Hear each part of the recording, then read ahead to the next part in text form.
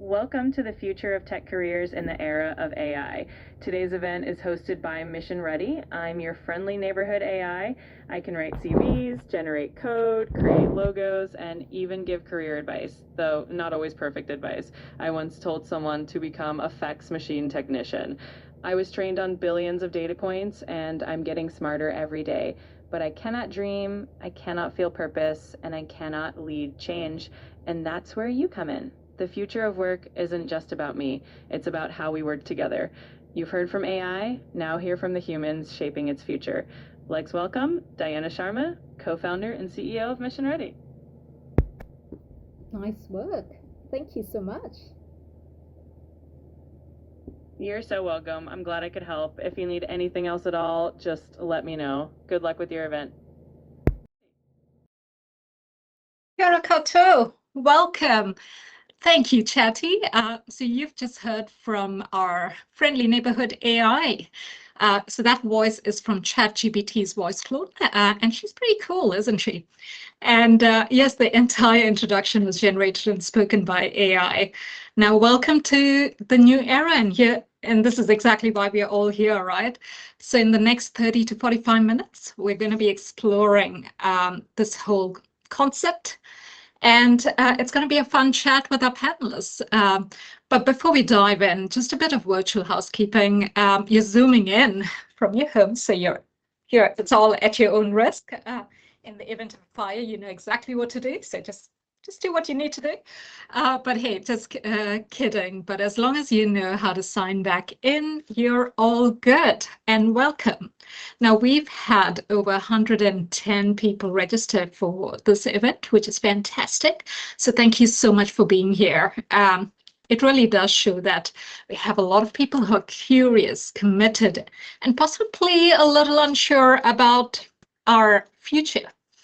And that's totally okay. We are here for exactly that reason, and you're in the right place.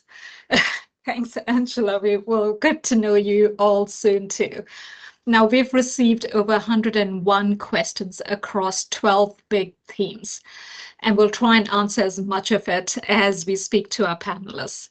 If your questions are not answered today, they will be addressed at the next event on Thursday, where we will have our recruitment partners joining us. So more details about that towards the end of the session. Now, you're going to be hearing from 3 incredible experts soon, and we do want this to be a conversation.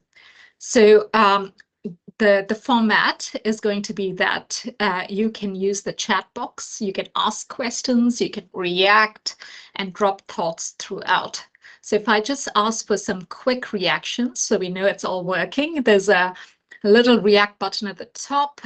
So the question to you is, how are you feeling? Hey, Abby, give us your reaction. Excellent. I can see some thumbs up.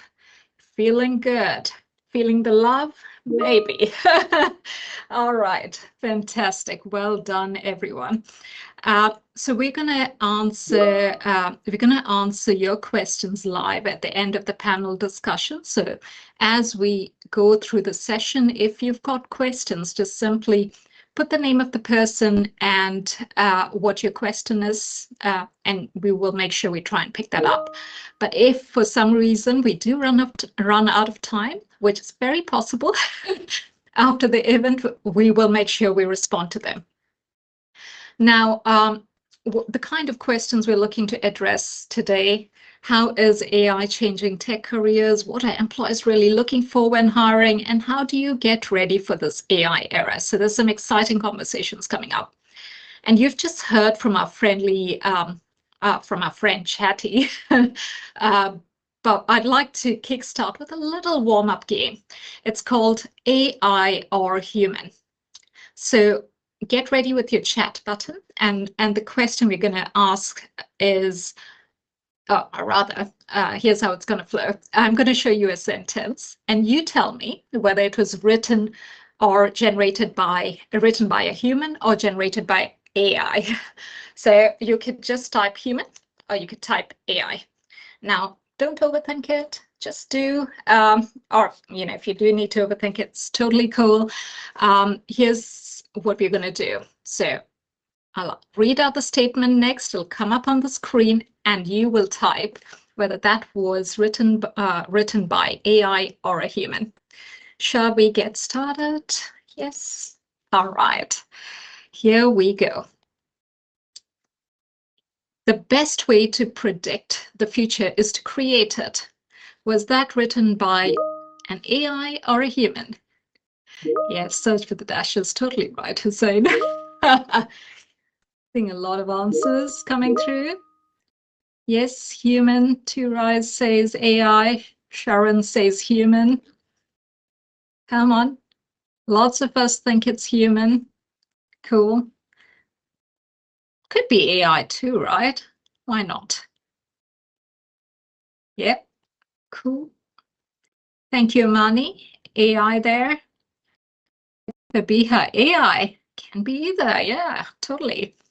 Right, okay. As you think about that, here's the answer. It is written by a human. It is written by Peter Drucker. He's very famous. You should check him out. He's got some very, very cool quotes. All right, one more go. Success in the AI era will belong to those who ask better questions, not those with better answers. AI or human? Yep, human. Thanks, all. Luna says human. Sharon, human. Angela, AI. Okay. Ken says AI. Okay, well done. Good guesses, everyone. Here's the answer. Yes, it's truly generated by AI. And it's quite inspiring for a machine, right? If you think about it, where we're headed is our ability to prompt, interpret, and co-create with AI is quickly becoming our real edge. And interestingly, as we all know, our world is shifting at such a fast pace. And AI isn't just a tool anymore. It truly is an accelerator. Just look at what it can produce. There's some fascinating things that can come out of this. So let's start with a question that's really on everyone's mind. Will AI take my job? And the way I want to kickstart this before we get into our panel discussion is just want to take you through some big truths and in the next couple of minutes. And then we're going to dive a bit deeper with our panelists and really explore those deeper questions. Now, point one that I like to really highlight here is it's not about job loss. It's about role shift. And AI won't take your job, but the real question is, if your job can be done by AI, should it still be your job? What does that mean? And let's dive into the data that looks into all of this. Now, according to the World Economic Forum, by 2025, millions of jobs may be displaced due to automation. Does anyone know how many jobs may be displaced? Any guesses? Come on, a few guesses? Nothing? Right, so here's the number. 80 million, very close. 50,000, maybe not. A billion. Yes, let's ask ChatGPT, Husain. You're so right. So here's what we're looking at. And this is a prediction by the World Economic Forum. 92 million jobs may be displaced due to automation. And think about anything repetitive that has logical answers. These are all very, very ripe for automation at the moment. And we're really seeing it at the moment. So if you walk into a supermarket, into the bank, where we used to see a number of people around, we're already seeing a lot of those jobs being replaced. And here's the top fastest declining jobs that have been outlined. Think about any repetitive roles like data entry, interestingly, finance, and also in the legal space. I can see a question come up: by when? This is actually predicted just to come around by the end of 2025. And by 2030, we'll see them in full play. Yes, correct. So this is just the displacement side, but what's really exciting and the thing that we need to keep an eye on is not necessarily the displacement, because that's going to happen like it's happened in any other era. The question we want to focus on today is millions of new jobs will be created. And could I, sorry guys, I can hear a couple of us having our mics on. If you can just turn that down so we can all listen, and that'll be great. Thank you. Right, so the question we want to focus on today is how many new roles will be created? And here's the real figure. 170 million new jobs will be created by 2030. That's a net 78 million additional roles. So we're not talking about a mass disappearance of work. It's actually a mass reinvention, and that's an exciting space to be in. And here are the top fastest growing jobs. Think about data-related roles, data specialists, security, software developers, UX, UI designers, data analysts. A lot of the tech-related roles are shifting, and they're actually evolving weekly. So where should we focus our energy? And the real question we should be asking ourselves is, are you preparing for a job that's disappearing or for one that hasn't even been invented yet? So let's take a look back quickly. If you look back at the Industrial Revolution, we saw a dramatic shift. We went from muscle-powered work to brain-powered work. Entire industries were getting reshaped. Roles like telephone operators, lift attendants, all became obsolete, and entirely new jobs were born. So now we're experiencing a profound shift. But this time, we're moving from the era of brain power to the era of augmented intelligence, where AI isn't just a tool, it's actually assisting us, and we can lead that change. We can co-create the change. An interesting thing that I came across is to consider the speed with which things are changing, to just understand how fast it's evolving in the space. And I know our panelists have a lot to share in that space too. So just consider this question quickly. How long did it take ChatGPT to reach 100 million users? And just for comparison, Instagram took 2.5 years. TikTok took 9 months.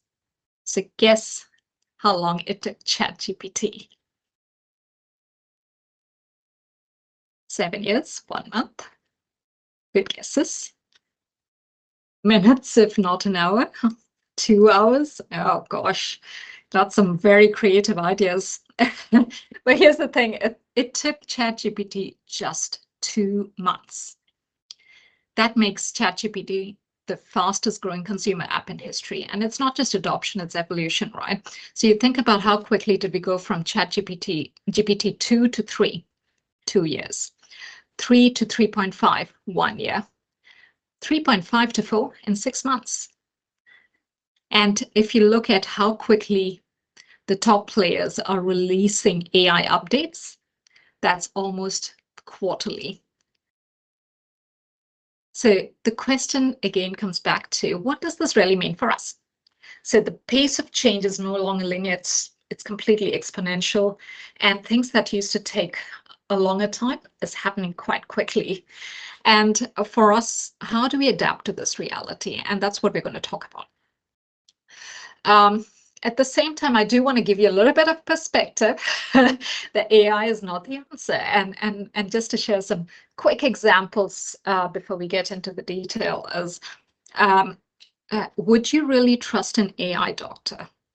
So recently someone asked this question to GPT-4. A 40-year-old woman presents with chest pain, shortness of breath, and dizziness. What would you recommend? And the AI's response was, she may be experiencing anxiety. Recommend deep breathing, rest, and possibly eating some ice cream.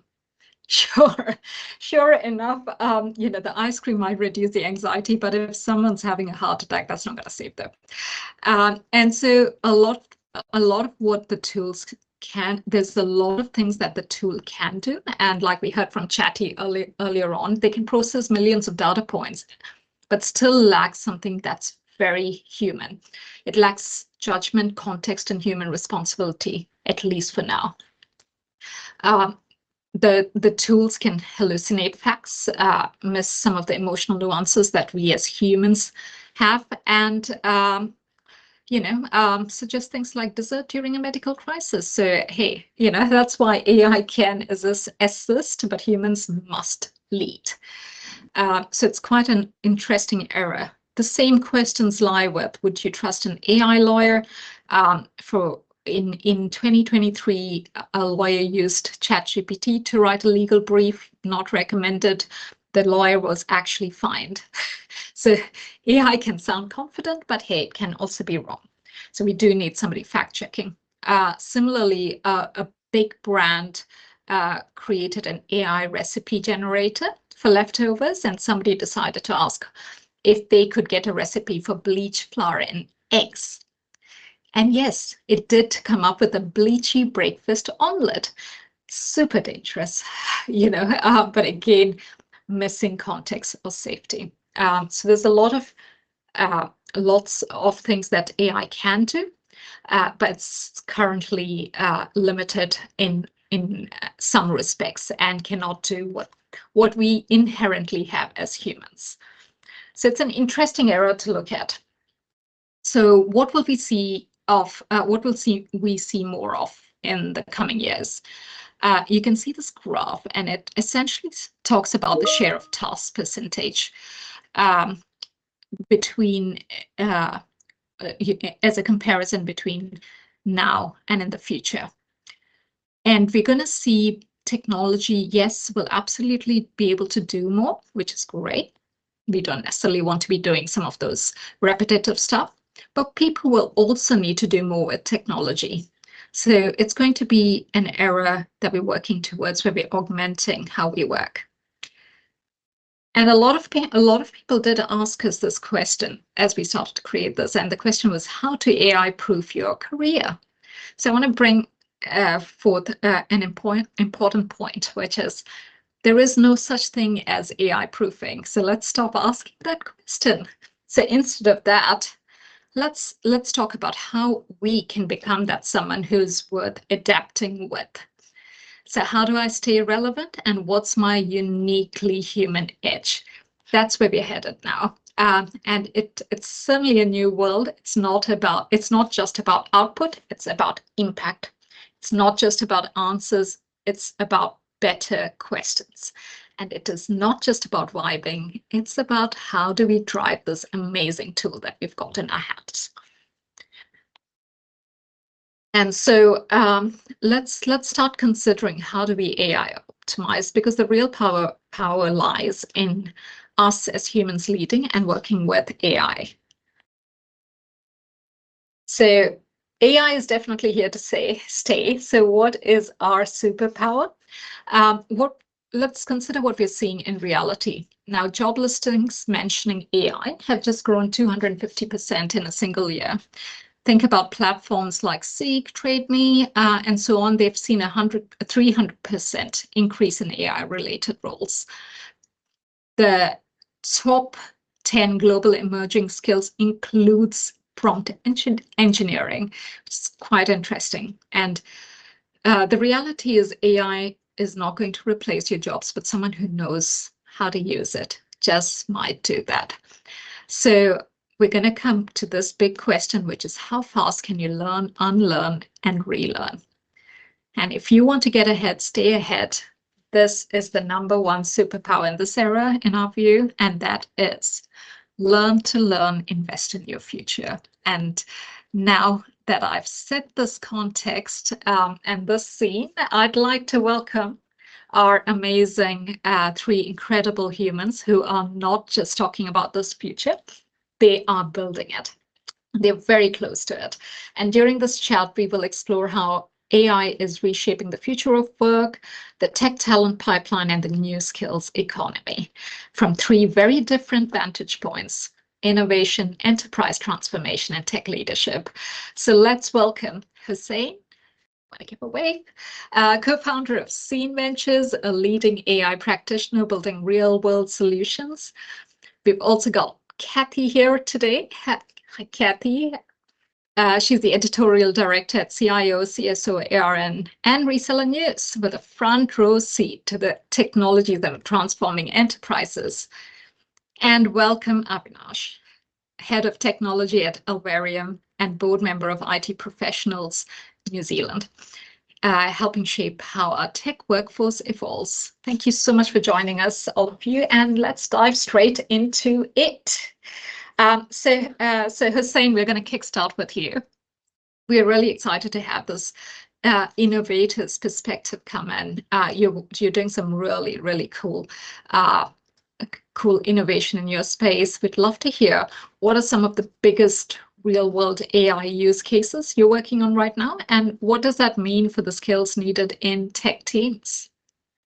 Yeah, thanks, Diana, and kia ora, everyone. And I'll just preface my conversation with I am sitting in my home office and I have 3 kids, and AI can't control my kids yet, unfortunately. So if anybody rushes in, you'll know, you'll see me get distracted. Like the type of, I guess, work that we're doing is sort of in 2 different categories. So Scene Ventures, at Scene Ventures, we help people and organizations build AI capability, build AI solutions, and build AI companies. And so when it comes to building AI capabilities, we're really looking at how do we help people develop a level of fluency. So at a very basic level, these AI tools are very accessible. Everybody can use them. But there is definitely a lot of overestimation of the technology's abilities. I saw a conversation, a LinkedIn thread that I felt compelled to provide input into the other day, and it was around someone exploring ChatGPT's interactions with humans and what it thought about about humankind. And I was like, you realize that ChatGPT is literally just trained based on a bunch of data that's on the internet that's been inputted by humans, so it doesn't actually there's no form of intelligence, and also the inputs into it don't necessarily go into the training data set. So there's a level of fluency that's required so that people understand the limitations of the technology as well as the opportunity and how they can use the technology. So we do a lot of that sort of work, and that sort of steps up then into how do we help technical teams with using these AI tools so they can embed AI into the way they work. And that could include, how do they build agents so that they, if you're a business analyst, you're sort of using these tools to help you do things quicker with better consistency and to a higher quality. If you're a coder, obviously you're using AI to help you be more productive and to produce higher quality outputs at a faster rate. So there's a whole bunch of capability building areas that we're helping people with, which are just using the tools that are out there. And I think that's a very needed phase right now, because there's a lot of hype, and so you've got to kind of teach people the ways. In terms of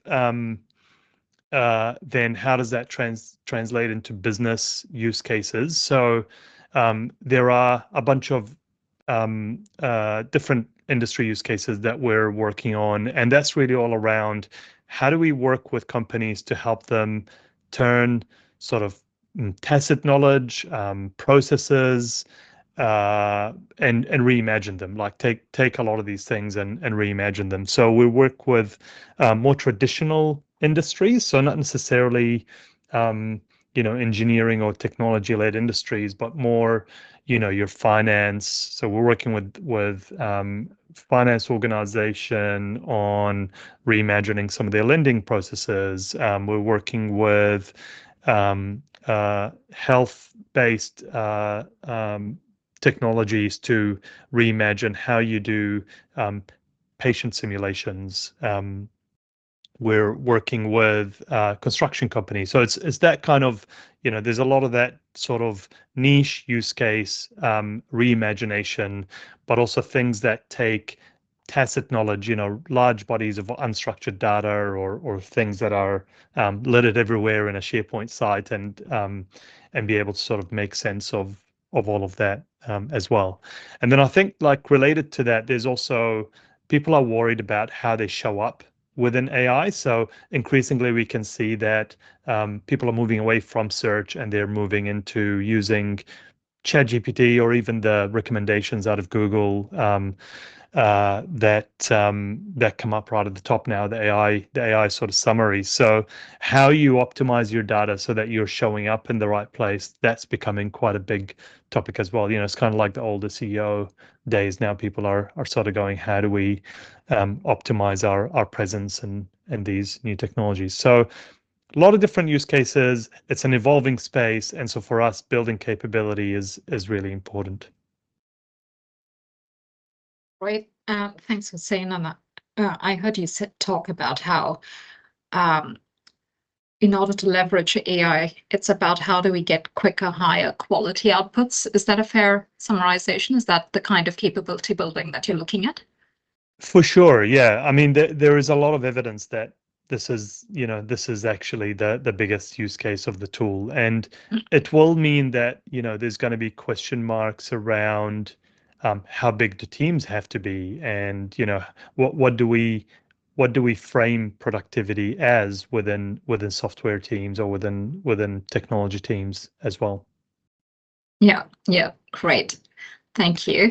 So Cathy, welcome to you. You've seen the trends before they hit mainstream, and it really will help all of us to understand what are our business and IT leaders really preparing for, and especially with the lens about what the impact is on tech workforces these days.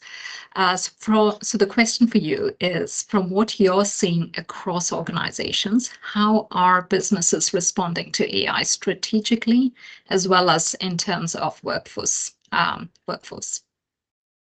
Thanks, Diana, and Kia koto. Yes, I am very privileged to get to chat to CIOs across Australia and New Zealand around how they are using AI or how they plan to use it in the future. And every year we do a state of the CIO survey, and that's a global survey just to kind of benchmark where IT leaders are at. And this year's results found that 53% of IT leaders see AI replacing headcount in the near future. But many still see AI augmenting human work. So not necessarily just all humans gone, but it's certainly going to augment human work. And I mean, we've seen that play out as well in terms of the big companies like Microsoft, IBM, Salesforce, just to name a few, who have let roles go in recent times. And I think the CTO at Microsoft believed that 95% of the code that's written at Microsoft will be done by AI by 2030. So we'll see, does that actually play out? But it's certainly very interesting to see. Look, CIOs definitely want AI skills. When we looked at the tech areas where CIOs plan to hire in the next 18 months, the top ones were AI, machine learning, cybersecurity, business and IT automation, and data science and analytics, which all kind of link nicely. I mean, you can't have good AI without having good data. And certainly the doctor example you gave is a great example of not using data very well in that instance. But conversely, the areas that they want to hire are also the areas that are most difficult to fill. So again, AI, cybersecurity, data science and analytics, and business and IT automation, they are the areas that CIOs were saying globally are the areas that are most difficult to fill at the moment. So look, it is evolving. We've gone from that human focus of tech roles to AI assisted to AI led, and of course the agentic era, which a lot of people are talking about, and certainly going to see a lot more new roles. Seeing some CIOs looking at potentially having a human in charge of their agentic workforce as well. So it's been very interesting to see the different takes on that.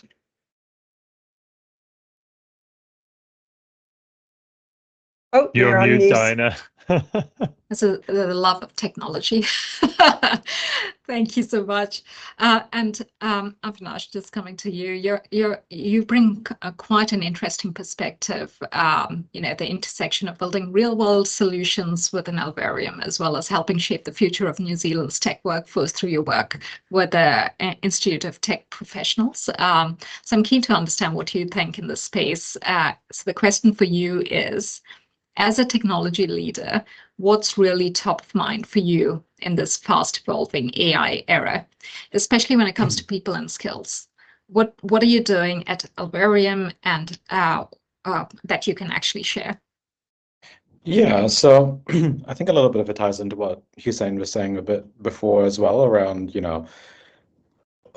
creating a bit of a floor for the company in terms of AI skills, and it's not just the technical teams having an AI aptitude. It's actually everyone in the company being able to understand what we're doing with AI, what AI is actually capable of doing, and knowing those limits, because until you do, it just becomes this kind of vague, nebulous, concept. Some people, when they think about AI, they think Skynet. Some people, when they think about AI, they think Rosie from the Jetsons, but unfortunately AI, can write an email for me, but I can't go clean my house, so in some senses, it is that base level of work.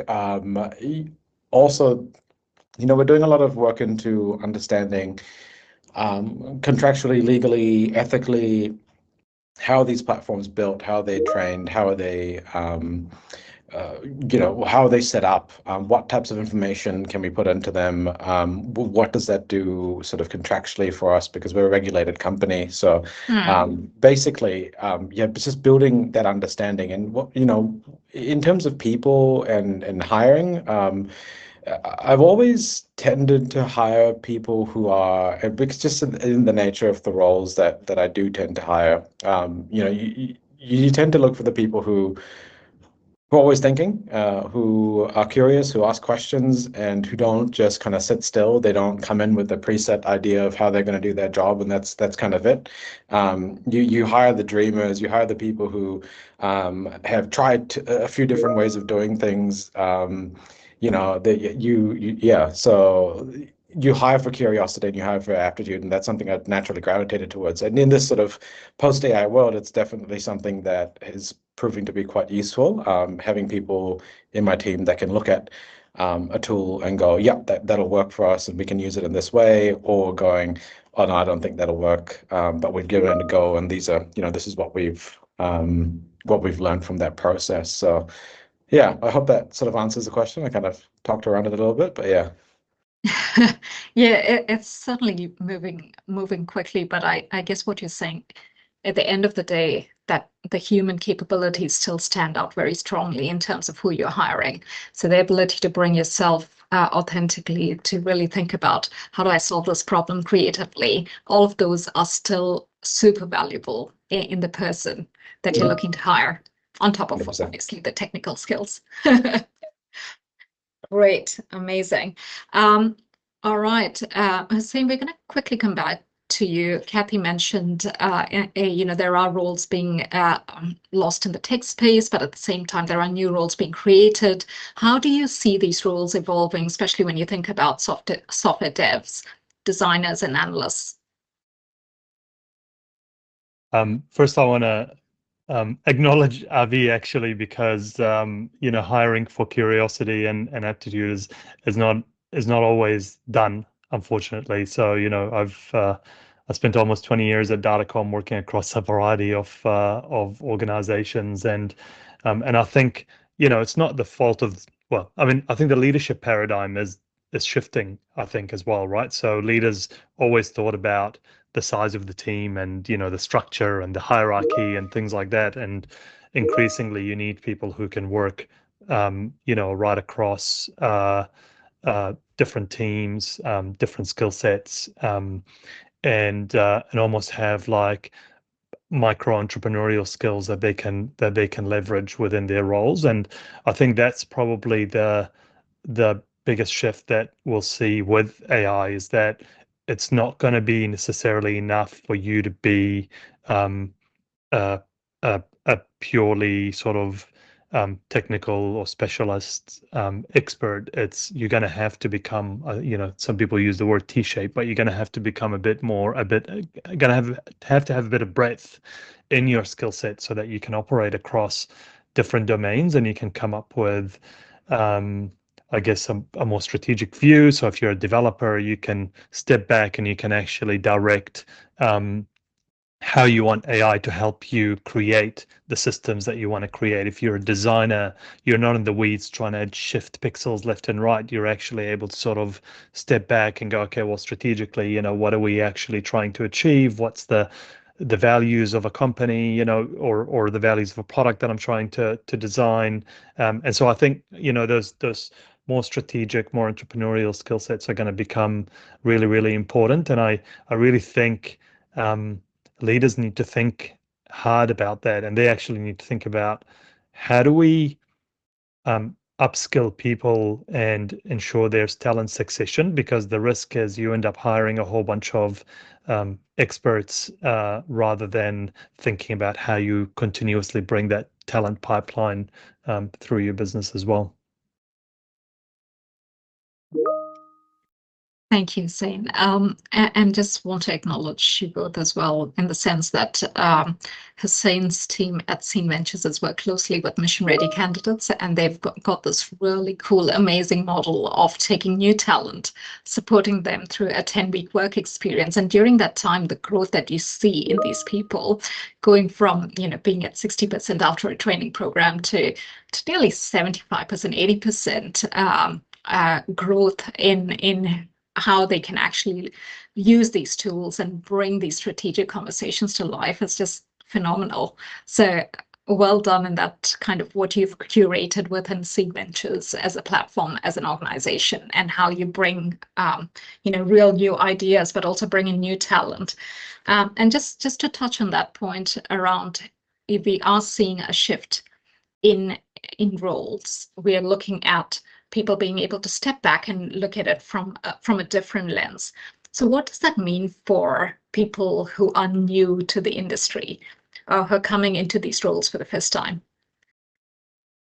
I mean, my take on it is people who are new to the industry actually bring a really good, fresh lens, and their ability to learn is sort of a lot bigger because they're actually curious and they want to they're coming in to learn something new. And so what we see is a much higher propensity towards picking up new concepts and being able to work in that more cross-functional sort of way. So our lead developer, who's also a Mission Ready graduate, he was a pastry chef who used to work at a Michelin star restaurant in Paris, and skills like being able to work under pressure.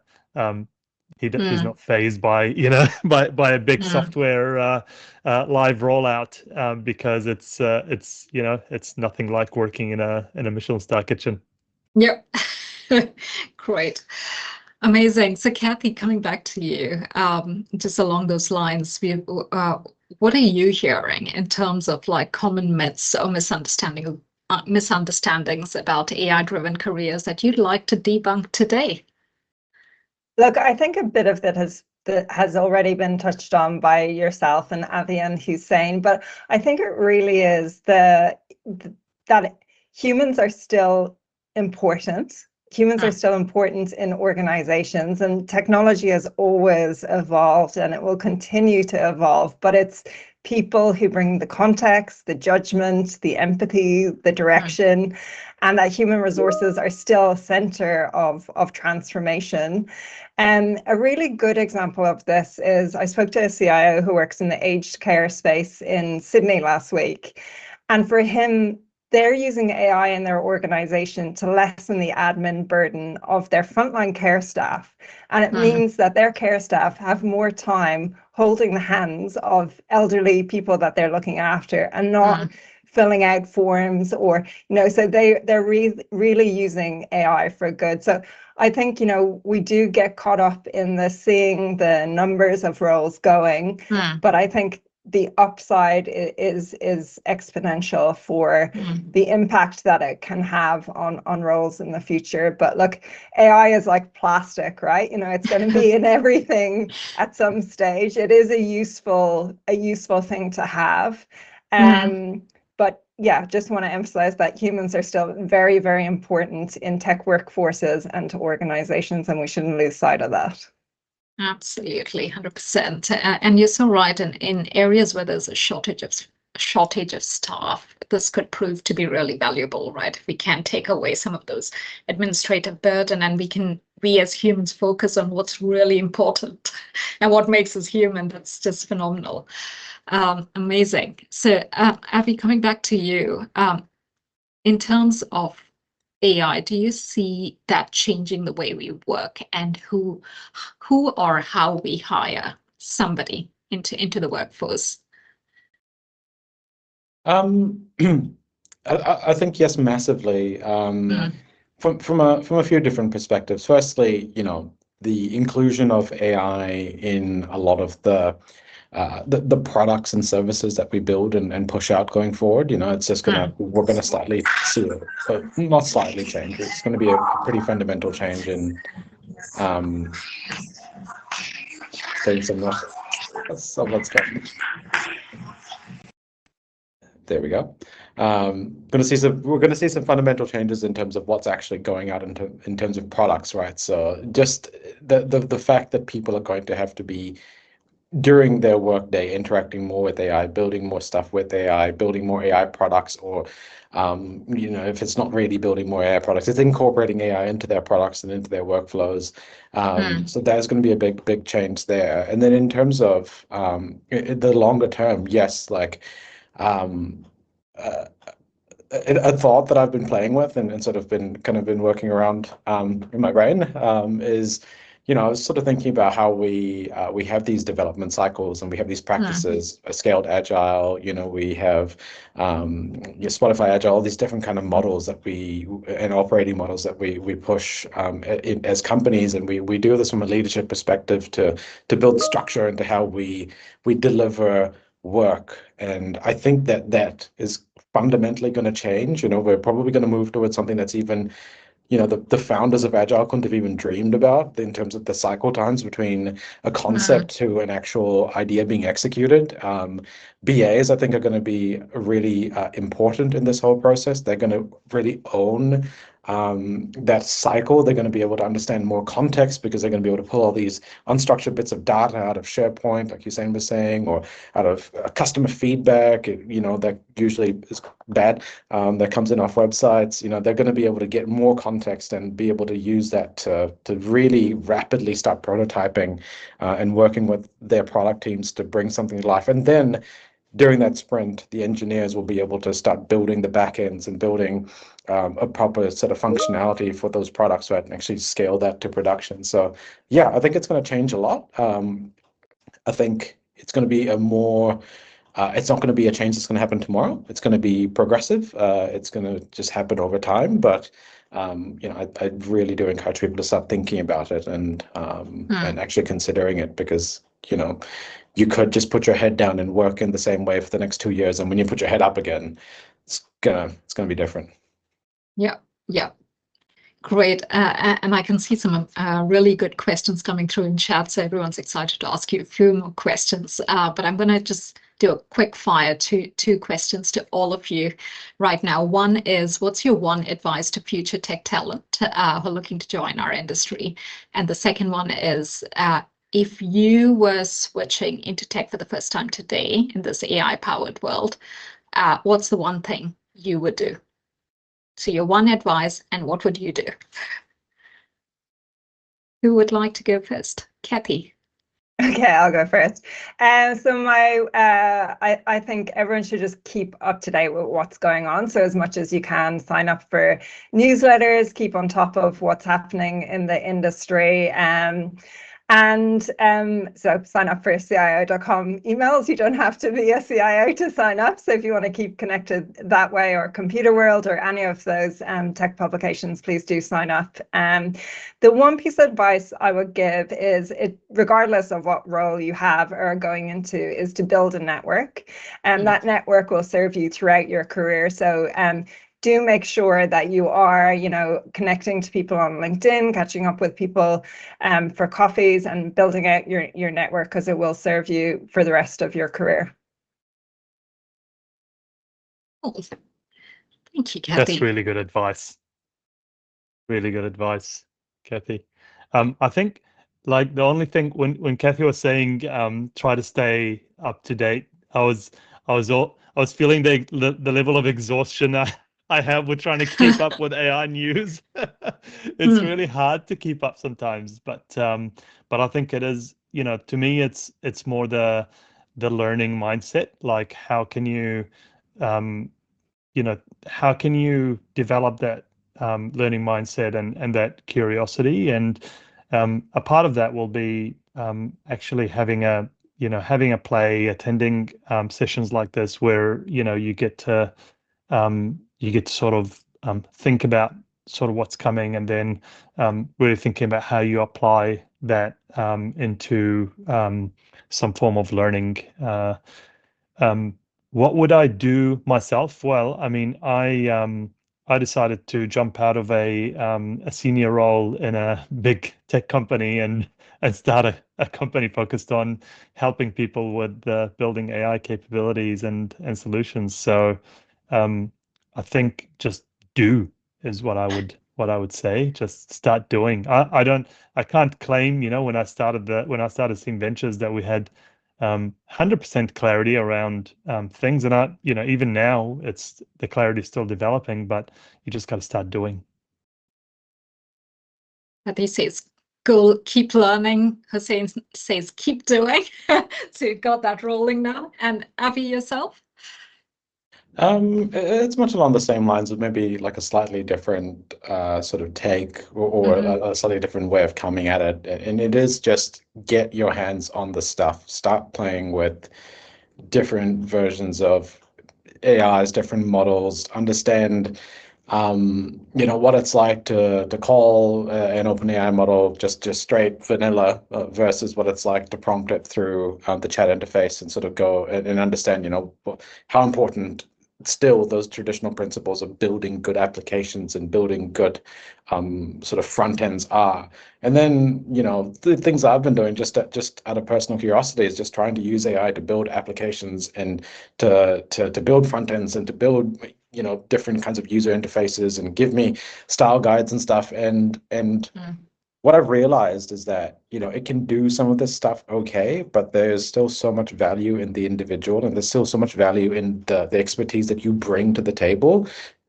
You just need to figure out what the best way is to augment that expertise with AI, because it can do a good job of mocking up a backend, but is it going to do a great job of creating a proper backend for you, and like creating proper table structure and stuff? No. Like, I take one look at it and I go, that's not quite right, but it's sort of given me the right level of stuff. You haven't even thought about RLS. Like, there's a whole heap of things in there that it just misses, but it does give you a little bit of a boost and a little bit of a help.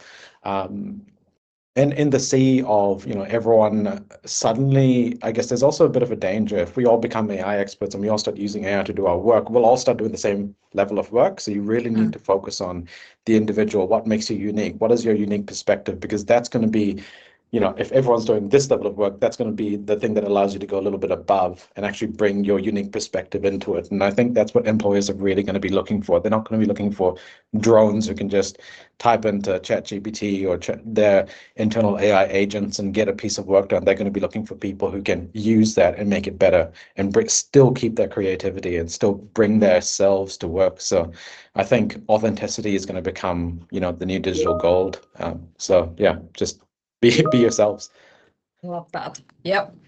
Amazing. Okay, let's take a couple of quick questions. We've got about 10 minutes left. So here we go. Angela, you've got some good questions to kick off with. If I can ask our panelists to just unmute yourself and answer the questions if it's for you.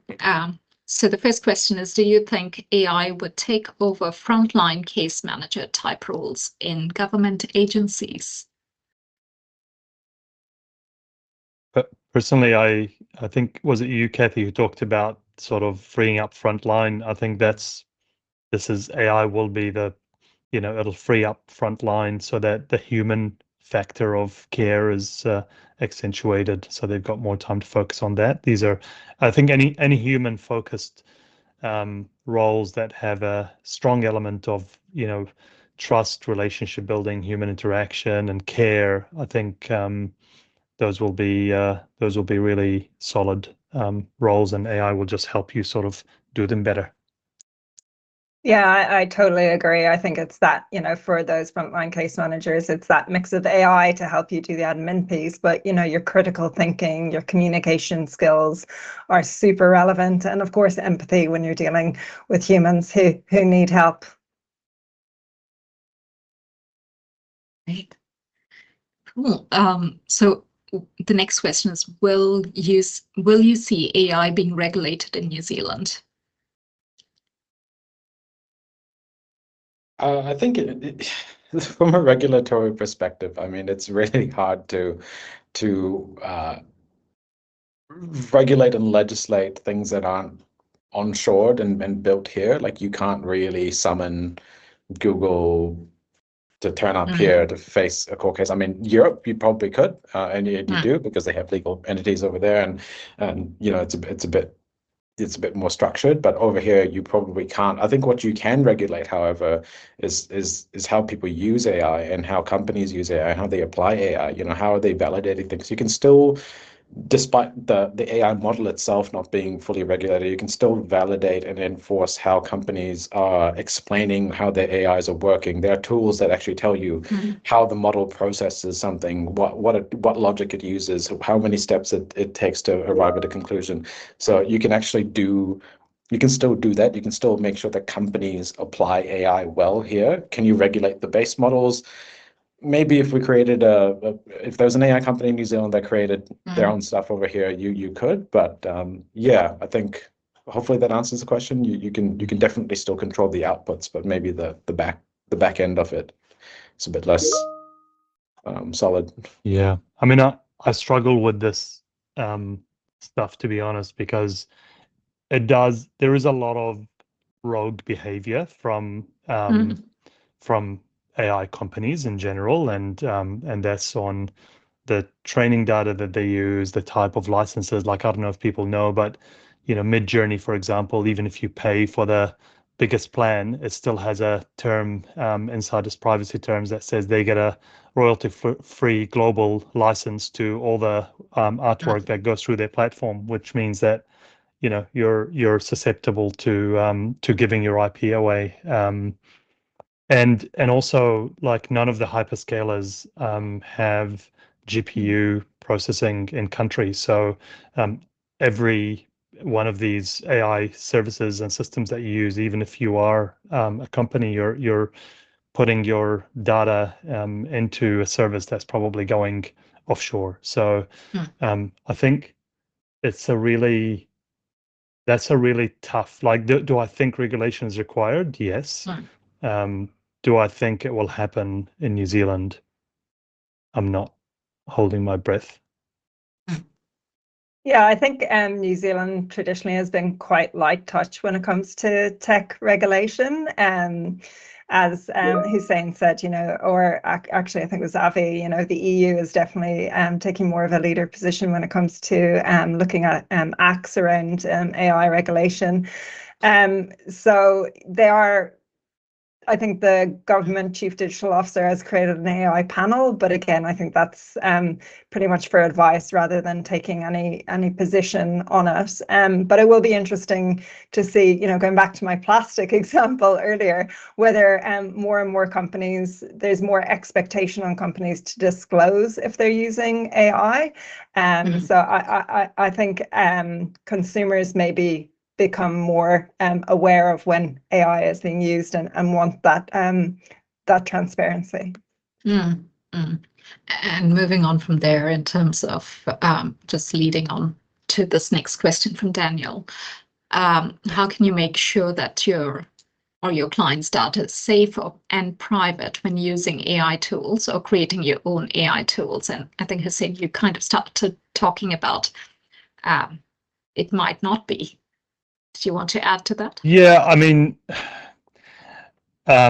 so there's, I guess, like levels of privacy and how much do you tolerate and how much do you accept, right? So we've all been using Microsoft Office 365 as organizations, and people have never, even before they landed a geolocation in New Zealand, people have never sort of gone, oh yeah, no, that's not a safe place to put our data. There's a form of I guess a level of trust there. So I think at a base level, when you use AI tools, if you're using a free tool, usually your data is the price. So just really beware of that. So that's sort of one piece of advice I give everybody.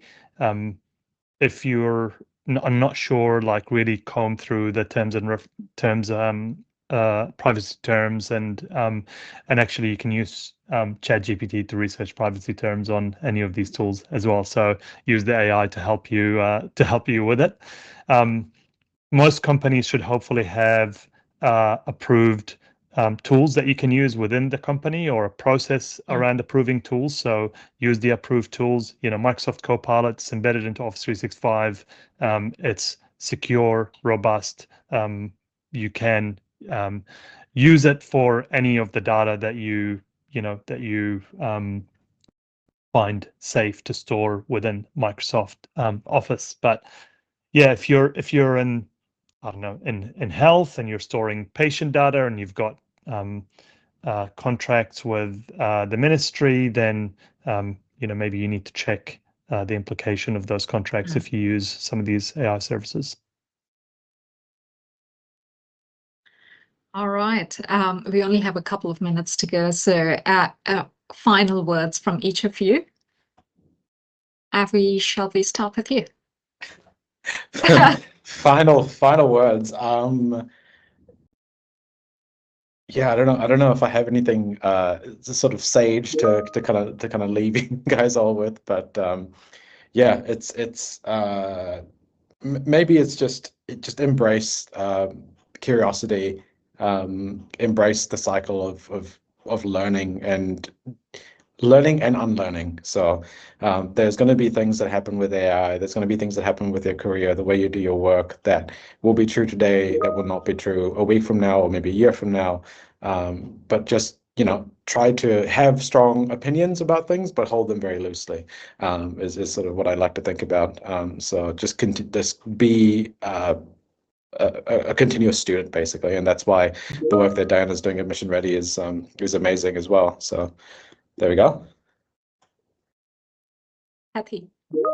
This industry needs minds of all kinds, so each one of you has something to offer. And I just want to shout out another AI, ancestral intelligence. That's so important here in Aotearoa, New Zealand as well. So, think broadly about your skill set, but also think about the amazing things that you offer as a human being, as from your history, your whakapapa, from your communities. And there's a lot out there that you can offer. So yeah, just go do it. And Husain. They've taken all the wise words. Just listen to them. I think, yeah, really beautiful sentiments.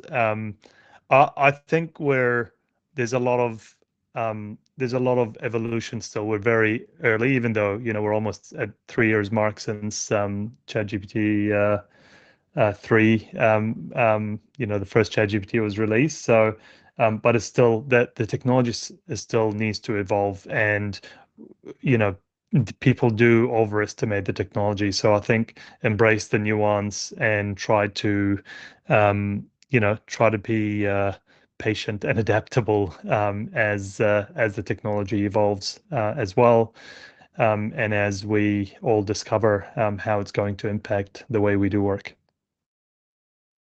Thank you so much to all of you. Thank you, Cathy, Husain, and Avinash. It's been fantastic listening to you. Clearly, we've seen some very positive comments come through as well. So thank you. And just to close off today's event on time, I just want to end by saying AI won't take your job, but if you stay still, it might. But hey, it doesn't matter. You've got some great advice here. If we know if we can figure out how to handle AI and how to use it to augment our careers, you've got a bright future. So thank you so much to everyone who's joined us today. You've taken the first step to lead with purpose, and we're going to have another event coming up soon, which is next on this Thursday, 3rd of July, which is Discover How to Land a Tech Role in the AI Era. We've got some great recruitment partners joining us from GoBear, Zeal, and Potentia, who'll talk through some of what they are seeing in the space. So different set of information, but if you're interested, we'll send you some information by email, and do join us if you'd like to learn more. But thank you so much, everyone, for joining us, and have a great evening. Thank you, Diana. Thank you, Diana. Thanks, Diana. Thanks, everyone. Thank you. Bye. Thank you all. Thanks, Diana. Thank you.